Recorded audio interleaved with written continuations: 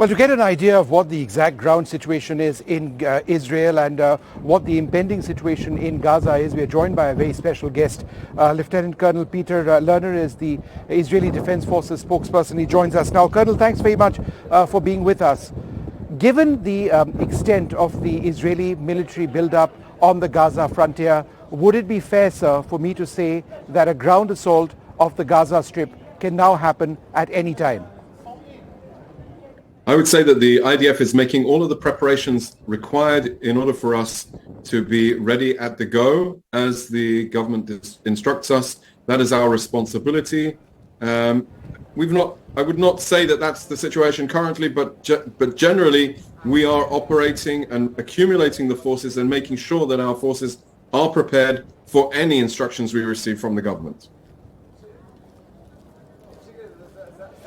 Colonel, I realize this might put you in a slightly difficult spot, but people really do want to know, are we looking at hours, days, possibly weeks before something like this happens, a ground invasion, a ground incursion of Gaza, an Israeli move into Gaza? We are currently striking Hamas, and we are operating in order to destroy their operational capabilities, to remove their terrorist infrastructure, and to target the terrorists themselves that led, organized, and instructed, and funded, and implemented. Sorry, I have to go. I have a siren here. I will try and take you with. I can't guarantee we will keep the line. You're coming along with me, yeah? Going out. Are you with me? You with me? Can you hear me? Yes, go ahead, sir. Yes, sir. Okay, I am with you. Go ahead. Yes, I can, sir. Go ahead. I'm taking you with me. We're taking cover. I'm just putting my headphones in. Thank you. So this is what it is now in Tel Aviv. Right. And we're just taking cover and. Right. Yeah. No, I can. We are getting that. Colonel Lerner, we've got you back up. You had to rush to a shelter because of Yes. the warning around you. But I wanted to know about your thoughts on what's happening in Gaza. Israeli forces have said that North Gaza, 1.2 million odd people need to evacuate south within 24 hours. My question is, what happens to those, for example, in hospital, for example, on a mechanical ventilator, those, who are not combatants, who physically are not in a position to go south?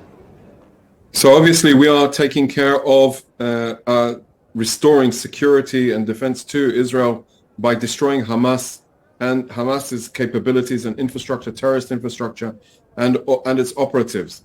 We've instructed people to leave the north of the Gaza Strip in order to enable us to fulfill our mission, and it is imperative that they listen. And I'm glad to report that we've seen people actually moving south, going towards the south and leaving.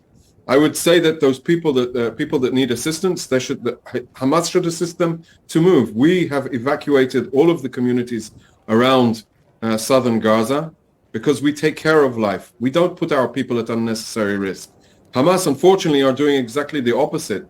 We targeted their drone capability that they positioned on the rooftops of houses.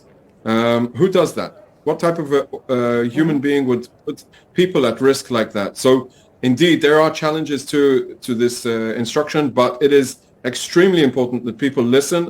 And I'm glad to report that we are seeing that people are listening to the evacuation instructions.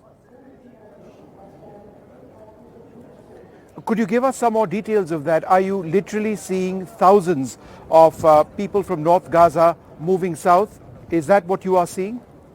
Yeah, the Palestinian television is reporting about it. Social media, it's all over the place. And of course, I can confirm that these images, and also on media, on television stations, I've been seeing evacuation by people that are moving from north to south.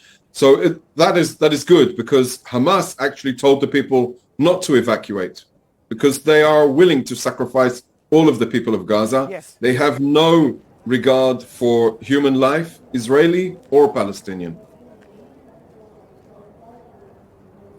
So Hamas has claimed that a number of Israeli hostages have been killed as a result of Israeli bombing. What are your views on that? Do you believe that that is true? I'd be very cautious to listen to anything Hamas is saying. They're in full swing of a propaganda operation, so we have to be very, very cautious about everything they're saying. Colonel, would it be fair to say that you are essentially waiting for a large number of people from North Gaza to move south before you begin a ground offensive? That's my sort of query to you. Is that the period that we are in at the moment?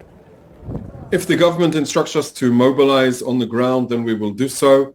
We are taking the necessary steps to be prepared, to have the forces ready, to have the readiness and operational plan of action, and the understanding of the goals and the missions of each unit if that eventuality happens. Obviously, I can't elaborate on operational time frame or the specifics of the operational activity. Our goal is to destroy Hamas. We are striking Hamas by the air, at sea, and also with ground units as we speak, but we have not mobilized yet. As such, we are using mostly artillery.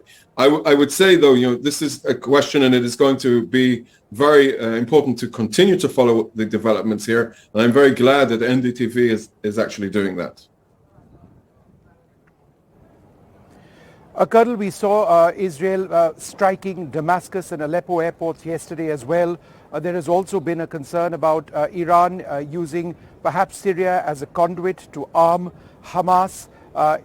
Do you at this juncture have any fresh information to suggest a direct Iranian hand in the terrorist attacks which took place on Israeli soil? I can't confirm either of those issues at this time. The investigation and the intelligence we're continuing to gather and review in order to see if that is actually the case. There is a close tie between Hamas and Iran. There's a distinct possibility that they're involved. They definitely are the payroll of Hamas. They're definitely training them, equipping them. So for sure there are issues of a deep connection. Is their finger on the trigger behind this terrible massacre? I don't know to say at this time. A final question to you, sir. Is it true that some of the Hamas rockets which have been fired, at least one, was at a relatively extreme range? It had to be intercepted by the David Sling, which is your second tier and much longer ranged interceptor. Is that a real concern that, we've seen relatively short range rockets by and large, but what we could potentially now be seeing is rockets fired further afield in large numbers? Yeah, I can confirm that Hamas fired a longer range missile today, rocket today at northern Israel.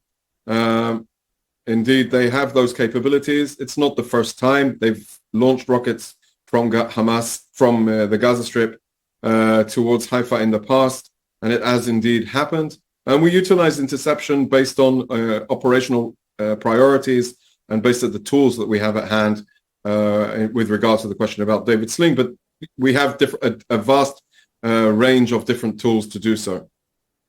All right, Colonel Lerner, thank you very much for speaking to us, and do take care as you yourself are within a situation which is coming under potential rocket attacks. Thank you very much, sir. Thank you. Have a good day.